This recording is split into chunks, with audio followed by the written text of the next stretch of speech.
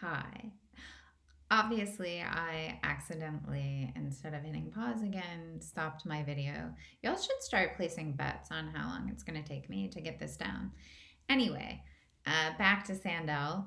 Um, Basically, what he's going to argue at the end of this chapter, maybe not surprisingly, is something like this.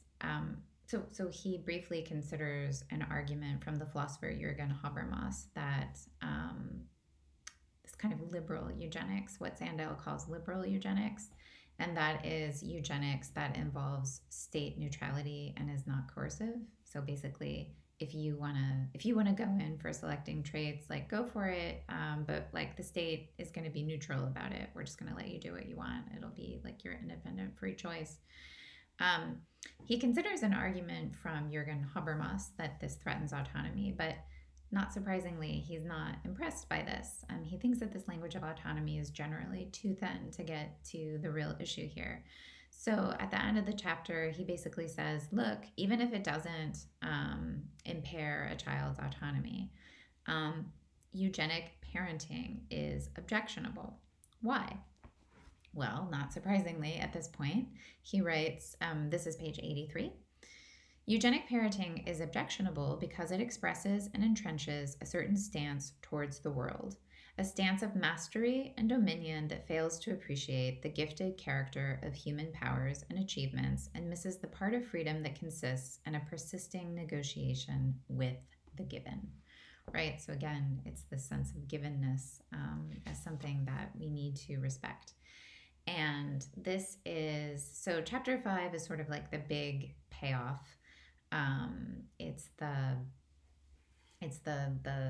summation of the argument of the entire book. So let's just begin by kind of summarizing the view. So basically, he says that there are three fundamental aspects of human life that are threatened by genetic engineering and enhancement, and they are humility, responsibility, and solidarity. And the question is, as you're reading the Sandel and thinking about the Sandel and journaling about the Sandel, the thing that I want you to think about is how all three of these aspects are related to each other. So if we look on page 87, this is kind of where he goes over the connection between humility and responsibility. So again, he thinks that behind this drive to create children according to our own vision of how they ought to be, he thinks this is a kind of pride. Pride obviously threatens humility. So here's a quote from page 87. As humility gives way, responsibility expands to daunting proportions. We attribute less to chance and more to choice. Parents become responsible for choosing or failing to choose the right traits for their children. And he writes that one of the blessings of seeing ourselves as creatures of nature, God, or fortune is that we are not wholly responsible for the way we are. So the loss of humility and the increase in pride is sort of like exponentially increases our responsibility, because the more that our children are a product of our own wills, the more we're responsible for the choices that we make with respect to them. And he thinks it's really questionable whether or not that increased responsibility is a burden that we want to bear.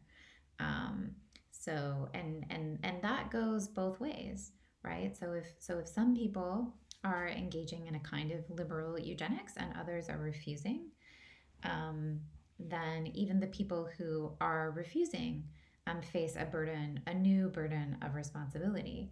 So, right, it used to be the case that if you had a child with disabilities, nobody would blame you. But if we enter into a kind of brave new world where we design our children, why would we allow our children to be disabled in any way? Why would anyone have an autistic child or a child with Down syndrome or a deaf child, etc.? Right? You have you would have a burden to explain why you didn't select against that sort of thing. So, that new burden of decision, that new weight of responsibility, he thinks isn't. He thinks that we should pause and reflect about whether or not that's a burden that we want to place on ourselves. And finally, he talks about solidarity. So if you look on page 91, the bottom of page 91, he writes the following. Here then is the connection between solidarity and giftedness. A lively sense of the contingency of our gifts, an awareness that none of us is wholly responsible for his or her success, saves a meritocratic society from sliding into the smug assumption that success is the crown of virtue, that the rich are rich because they are more deserving than the poor. So he thinks that a kind of social solidarity is necessary for a just liberal democracy, that we need to kind of see one another as all in the same boat, as it were. So even though like I might be doing really well, I can look at someone who's poor and struggling and see myself in them. And he thinks that the more we have a kind of genetic hierarchy where we have enhanced and unenhanced and selected for and just accepted, he thinks that it will be harder and harder to have to foster the kind of social solidarity that he thinks is necessary for a just liberal democracy. So there's a political aspect to it.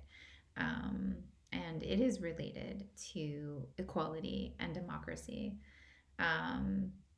He thinks that a meritocracy less chastened by chance would become harder and less forgiving. So he wants to connect a sense of solidarity with a recognition of the contingency of talents and fortunes.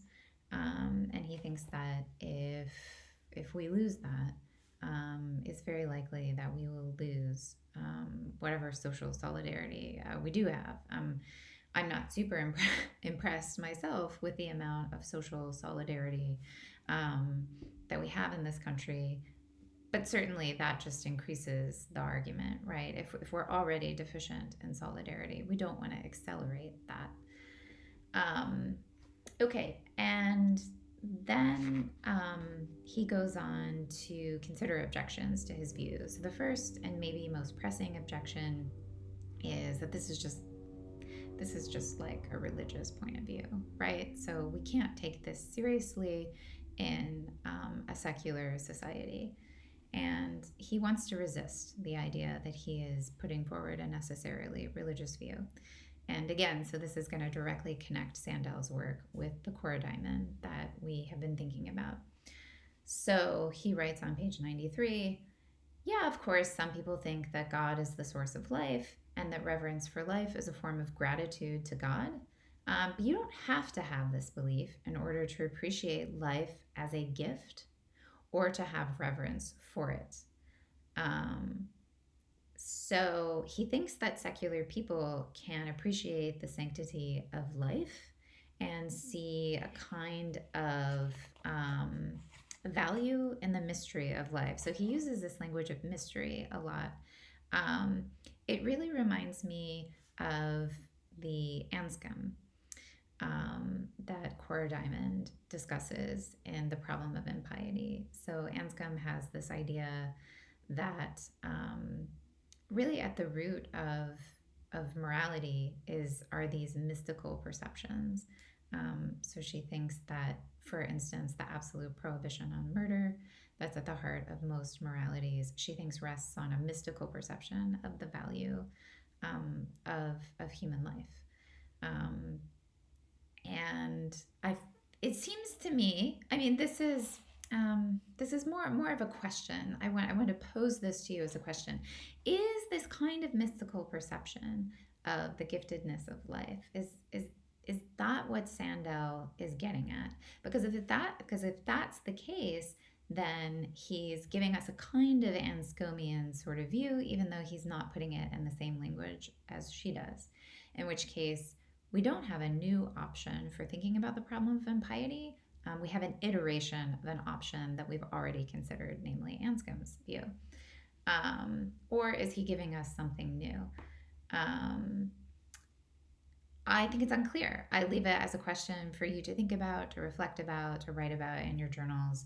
But he thinks that secular people can have a sense of the value of the giftedness of life, and that they can have good reason based on their perception of this value to resist the drive for mastery, what he calls the drive for mastery. Um, and I'll just leave you with um, this final quote, which I really like. This is starting on page 99. Um, so, this is what Sandel writes at the end of the book. There is something appealing, even intoxicating, about a vision of human freedom unfettered by the given. It may even be the case that the allure of that vision played a part in summoning the genomic age into being. It is often assumed that the powers of enhancement we now possess arose as an inadvertent byproduct of biomedical progress. The genetic revolution came, so to speak, to cure disease, but stayed to tempt us with the prospect of enhancing our performance, designing our children, and perfecting our nature. But that may have the story backward.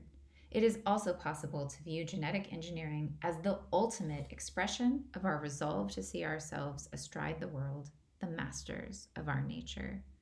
But that vision of freedom is flawed. It threatens to banish our appreciation of life as a gift and to leave us with nothing to affirm or behold outside of our own will.